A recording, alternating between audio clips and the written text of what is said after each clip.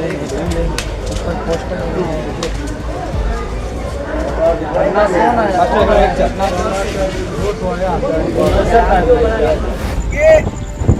बेकसूर बच्चे आप देख सकते हैं कि छोटे छोटे बच्चे को जो मदरसा पढ़ने जा रहे थे, इन छोटे छोटे बच्चे को एक साजिश के तहत मोकामा जीआरपी ने पकड़कर लगभग 12 से 14 घंटे तक रखा। सोचिए ये किस हद तक लोग गिर सकते हैं कि जब मुसलमानों में बड़े बूढ़े बुजुर्गों पर इनकी कुछ चल नहीं पाती तो ये छोटे छोटे मासूम बच्चों को अपना निशाना बनाते हैं। उन बच्चों को जिनकी फिक्र शायद इस देश के अंदर किसी को नहीं है। वो बच्चे मदरसे में पढ़ते हैं और वो मदरसे पहले से ही सत्ता पर बैठे हुए, शीर्ष पर बैठे हुए लोगों के लिए बहुत सॉफ्ट टारगेट बन चुके हैं। ऐसे में मदरसे में पढ़ने वाले बच्चों के साथ कैसा सलूक किया गया उसकी तस्वीर दिखाऊंगा तो यकीन मानकर चलिए आपके अंदर का जो इंसान है वो पूरी तरह से हिल जाएगा, रोंगटे खड़े हो जाएंगे। इसी के साथ साथ आज आपको दिखाने जा रहा हूं कि जिस बात पर बड़े बड़े उद्योगपति मुंह में दही जमाकर बैठे रहे, वहां पर एक महिला, भारतीय महिला, हिंदू महिला ने डंके की चोट पर ऐलान किया कि गजा में हुआ जो नरसंहार है, वहां जो कुछ हो रहा है, वहां जो कुछ भी हुआ छोटे छोटे बच्चों के साथ, गर्भवती महिलाओं के साथ, बूढ़े बुजुर्गों के साथ, वो आपकी देन है। और इसी के साथ उसने अपनी अच्छी खासी नौकरी को लात मार दी। खबर दिखाऊंगा वक्फ संशोधन बिल की भी, जहां एक नई याचिका ने केंद्र सरकार को अंदर तक हिलाकर रख दिया। और दूध की धुली कांग्रेस पार्टी भी नहीं है, क्योंकि एक नया फरमान जो जारी किया गया वो यकीन बता रहा हूं, उसे देखने के बाद आप हैरान हो जाएंगे। नमस्कार, मैं हूं प्रज्वल गौतम और आप देख रहे हैं the live TV. The live TV, सच सबसे आगे। सबसे पहले वो तस्वीर दिखाऊंगा दोस्तों, जिस तस्वीर की उम्मीद शायद आप ना कर पाए, क्योंकि कहा जाता है कि वो चाहे धर्म हो, चाहे वो किसी भी तरह का विवाद हो, किसी भी तरह की प्रतिद्वंद्विता हो, कम से कम फैमिली या फिर छोटे छोटे बच्चों पर के बारे में कोई ऐसा सोच नहीं सकता। लेकिन क्या एक साजिश रची जा रही है मुस्लिम बच्चों के खिलाफ? ये बात मैं क्यों कह रहा हूं, पहले ही वीडियो देखिए आप। इस वीडियो में आपको काफी कुछ चीजें नजर आएंगी, पहले वीडियो देखते जाइए।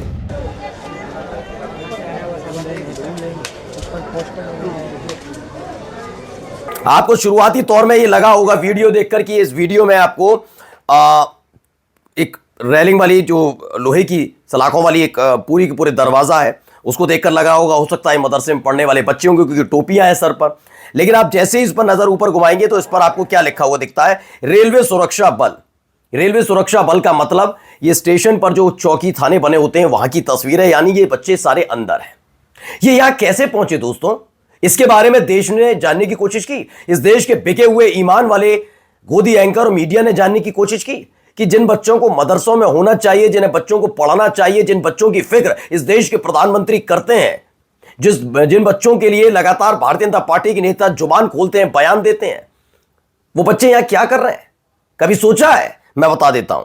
पहले इस खबर को देखिए, खबर में लिखा क्या है, जो दावा है। द मुस्लिम की खबर है, मदरसे के बच्चों को दादी टोपी देख गिरफ्तार कर लिया गया।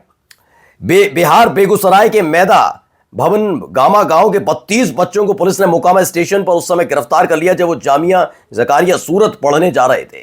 उन्हें सुबह 8 बजे से भूखे प्यासे हिरासत में रखा गया। ये दावा द मुस्लिम का है, और अगर ये दावा सच्चा है तो यकीन मानकर चलिए, इससे घिनौनापन इस दुनिया में, इस देश के अंदर हो नहीं सकता।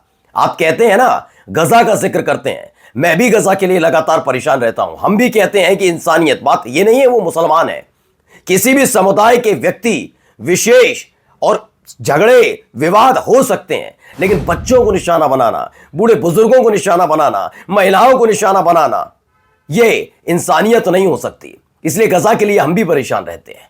हमने देखा है कि वहां क्या क्या हुआ, लेकिन क्या उससे कम है ये?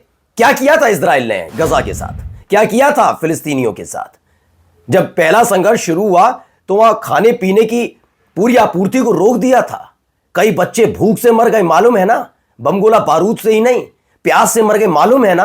तो यहां क्या किया जा रहा है? जो दावा है द मुस्लिम का बताते हैं, न केवल गिरफ्तार किया बल्कि 8 बजे से भूखे प्यासे रखा गया था। आइए एक और खबर दिखाने जा रहा हूं, इसके बाद क्या दावा किया जा रहा है, देखिए खबर। ये बेकसूर बच्चे आप देख सकते हैं कि छोटे छोटे बच्चे को जो मदरसा पढ़ने पढ़ने जा रहे थे। इन छोटे छोटे बच्चे को एक साजिश के तहत मोकामा जीआरपी ने पकड़कर लगभग जी। 12 से 14 घंटे तक रखा। मोकामा आरपीएफ लगभग 12 से 14 घंटे तक रखा। जब जानकारी मिली शाम में तो हम लोगों की टीम एआईएसएफ अब देखिए, इसे फर्स्ट बिहार झारखंड ने भी लिखा। बिहार 14 घंटे की हिरासत के बाद आखिरकार 32 मदरसे के बच्चे रिहा किए गए। सभी बच्चों के पास गुजरात के मदरसे का पहचान पत्र यानी आइडेंटिटी कार्ड था, लेकिन उसके बावजूद उन्हें हिरासत में रखा गया। क्योंकि ये दाढ़ी दिख रही है बुजुर्ग व्यक्ति की, इससे चिड़न है। ये दाढ़ी बच्चे तो क्या हुआ, हो तो मुसलमान ना यार, हो तो मुसलमान। और मुसलमान चाहे वो बच्चा हो, गोद में चल फिरने वाला तो छोड़िए, वो गोद में रहने वाला बच्चा है, वो भी इन्हें नागवार गुजरता है। तो इन बच्चों पर अपनी गुंडई दिखाई गई है। मैं बिल्कुल जिम्मेदारी के साथ बोल रहा हूं, इन बच्चों से क्या लेना देना था? क्यों, अगर आपने, हो सकता है आपको फिक्र हो इसलिए इन बच्चों को रोका गया हो, तो खाने पीने की व्यवस्था क्यों नहीं थी इन बच्चों के लिए? कहां है बाल संरक्षण आयोग? कहां है वो लोग जो इंसानियत का जिक्र करते हैं? क्या इन मुसलमानों का, इन बच्चों का कोई अधिकार नहीं है? आगे दिखाता हूं खबर। अब आइए इस चेहरे को जरा गौर से पहचान लीजिएगा। एक ऐसे दौर में जब वक्फ संशोधन बिल को लेकर, कानून को लेकर और तमाम चीजों को लेकर, सिर्फ उनकी बात नहीं कर रहा, उन तमाम चीजों को लेकर मुसलमानों के रहनुमा बनने वाले मुंह में दही जमाकर बैठे हुए, अपने भी देश में और अलग अलग जगह भी। आप देखिएगा, ऐसे दौर में ये वान्या अग्रवाल है। वान्या हिंदू है, अग्रवाल यानी कि ये खुद वैश्य समाज से आती हैं, बनिया समाज से आती हैं, वान्या अग्रवाल नाम है। अब ये इन्होंने क्या किया, कविश अजीज की इस खबर को पढ़िएगा। सलाम है वान्या अग्रवाल को। क्या किया इन्होंने? बिल गेट्स जो हर साल में कम से कम 5-6 बार भारत घूमने आ जाते हैं और फोटो खिंचवाई रस्म का निर्वहन करते हैं, बिल गेट्स के मुंह पर बोली शेम ऑन यू, अपने आप पर शर्म करो, धिक्कार है। गजा के मुसलमानों के लिए माइक्रोसॉफ्ट को हिलाकर रख दिया। माइक्रोसॉफ्ट के 50वें स्थापना दिवस के दौरान वान्या अग्रवाल ने चिल्लाते हुए माइक्रोसॉफ्ट के सीईओ सत्या नडेला, पूर्व सीईओ स्टीव बाल्मर और बिल गेट्स के सामने कहा, तुम सबको शर्म आनी चाहिए, तुम सब पाखंडी हो। माइक्रोसॉफ्ट की तकनीक के कारण गजा में 50,000 फिलिस्तीनियों की हत्या कर दी गई। उस खून का जश्न मनाने के लिए तुम सबको शर्म आनी चाहिए। इसी के बाद वान्या को सिक्योरिटी स्टाफ ने वहां से बाहर कर दिया, और बाहर किया तो आप समझ सकते हैं माइक्रोसॉफ्ट में इनकी नौकरी बची होगी या नहीं। लेकिन अच्छी खासी नौकरी थी, आराम से काम कर सकते थे। हमारे देश में रहने वाले कई लोग माइक्रोसॉफ्ट में विदेश में रहकर काम करना चाहते हैं ना, लेकिन होता है क्या? नहीं, उनका सपना पूरा हुआ। लेकिन वान्या अग्रवाल ने सच बोला, और इस सच की कीमत यह है कि इनको अपनी नौकरी खोनी पड़ी होगी। लेकिन इन्होंने आईना दिखाया, और ये इंसानियत जिसके अंदर जिंदा है ना, तो हो सकता है कि आप $1 लाख, $50 लाख हर साल ना कमाएं, लेकिन इंसानियत आपके अंदर जिंदा है। चलिए अगली खबर देखिए। खबर आई लाइव लॉ की, एक और पिटीशन दाखिल कर दी गई है सुप्रीम कोर्ट में। जो वक्फ संशोधन विधेयक, कानून, अब तो कानून कहेंगे, एक्ट है, उसके खिलाफ जारी की गई है एक याचिका डाली गई है। इसमें क्या कहा गया? वायलेशन हुआ पार्लियामेंट्री प्रैक्टिसेस का, जो संसदीय प्रणाली है उसका उल्लंघन का आरोप है।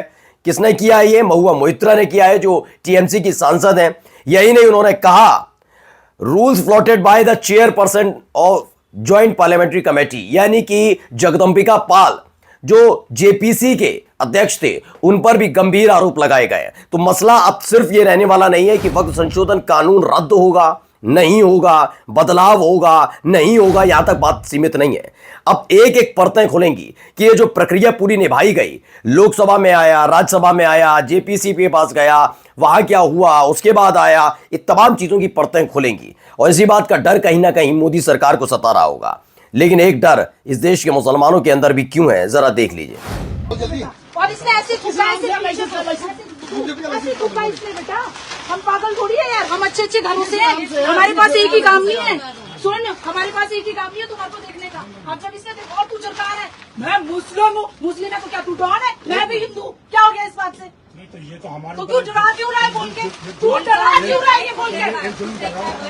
नहीं, इसलिए तो एक खबर आई है, सबा खान लिखती है, हिमाचल प्रदेश में शिमला में एक चना बेचने वाले मुस्लिम वेंडर को 2 महिलाएं श्वेता चौहान और कल्पना शर्मा इस तरीके से एक्यूज कर रही हैं, आरोप लगा रही हैं, स्पिटिंग ऑन द फूड्स। इन्होंने कहा कि वो थूक रहा था खाने पर। अब उसका रिकॉर्डिंग है, नहीं है, क्या नहीं है, कुछ पता नहीं है। लेकिन हाँ, आरोप लगाया, मुसलमानों को टारगेट किया, और मुसलमानों के लिए सबसे आसान कुछ नहीं करना आपको।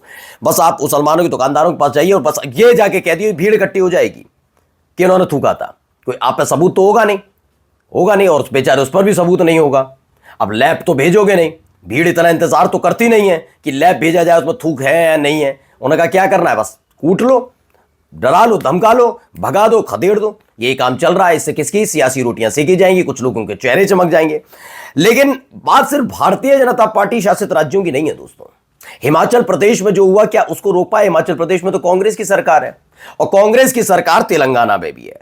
अब तेलंगाना गवर्नमेंट की तरफ से एक पूरा का पूरा खर्रा आया है, सरकारी खर्रा है, पढ़ लीजिए। इसमें साफ साफ जो लिखा हुआ उसके मुताबिक यह है कि जब हनुमान शोभा यात्रा निकलेगी उस दौरान जो वो मार्ग पड़ेगा उसमें किसी भी तरह का ध्वनि प्रदूषण नहीं होना चाहिए। उस दौरान हनुमान शोभा यात्रा के दौरान वो कितनी तेज गाने बजाएं, कुछ भी करें, वो बजा सकते हैं, लेकिन आप नहीं बजाएंगे। वो अगर रामनवमी में जिस तरीके से शांति दूतों ने अपने भगवान श्री राम को भूलकर गाली गलौज वाले गाने बजाए, अगर वो भी बजाते कोई बात नहीं, लेकिन आप कुछ नहीं करेंगे। पढ़िए, हरीश राव लिखते हैं हैदराबाद के पुलिस आयुक्त ने हनुमान शोभा यात्रा के मार्ग में किसी भी ध्वनि प्रणाली का उपयोग न करने का निर्देश दिया। आदेश में कहा गया हनुमान शोभा यात्रा जुलूस की समाप्ति के बाद नमाज सामान्य रूप से जारी रखी जा सकती है। यदि कोई विचलन होता है तो मस्जिद समिति और मस्जिद के प्रभारी के खिलाफ कार्रवाई की जाएगी। यानी आप टारगेट पर हैं, ये मत कहिए बीजेपी वाले ना, मैं तो बिल्कुल नहीं मानूंगा। अकेले है ही नहीं वो ना, कांग्रेस भी उसमें शामिल है। और जब राहुल गांधी ने हाल ही में कहा था ना कि गद्दारों को पहचानना होगा अपनी ही पार्टी में, उनमें से इनका नाम अगर आ जाए तो बड़ी बात नहीं है। अब चलिए कुछ खबरें दिखाता हूं, एक दो और, इनको देख लीजिए। हाथ जोड़कर आज खड़े हैं, क्यों खड़े हैं, क्या है इनका बता दें। जय भीम, जय संविधान। मैं शुभम सोनकर, जो कि अब काशी विश्वविद्यालय में स्वच्छ छात्र के रूप में चयनित हो चुका हूँ। इसी कड़ी में मैं कांग्रेस प्रदेश अध्यक्ष अजय राय साहब का मैं बहुत बहुत धन्यवाद ज्ञापित करता हूं। अब ये बात को लेकर नाराजगी कुछ लोगों में है, क्योंकि बताया गया है ये पहले भाजपाई था शिवम सोनकर, बीएचयू में पीएचडी में एडमिशन नहीं मिल रहा था, दलित होने का तब एहसास हुआ। समाजवादी पार्टी के लोगों ने इनका संघर्ष किया, सड़क पर भी किया, संसद में भी किया, सोशल मीडिया पर साथ दिया। समाजवादी पार्टी के विधायक रागनीश सोनकर इनसे मिलने गई थी, धरने में इनकी आवाज उठाई, अखिलेश यादव ने इनकी आवाज उठाई, और आखिरकार जब इन्हें पीएचडी में एडमिशन मिल गया तो ये धन्यवाद कहां दिया जा रहा है, कांग्रेस को दिया जा रहा है। ये कह रहे हैं कि कांग्रेस के प्रति ज्यादा भावुक नजर आ रहा है। चलिए एक और पहले रूप देख लीजिए रामराज वाली खबर का। एनबीटी की खबर है, एनबीटी की खबर क्या कहती है जरा पढ़िए। एनबीटी की खबर के मुताबिक फर्जी एनकाउंटर मामले में थाना प्रभारी समेत 12 पुलिसकर्मियों पर केस दर्ज हुआ है। नोएडा कोर्ट के आदेश पर यह कार्रवाई की गई है।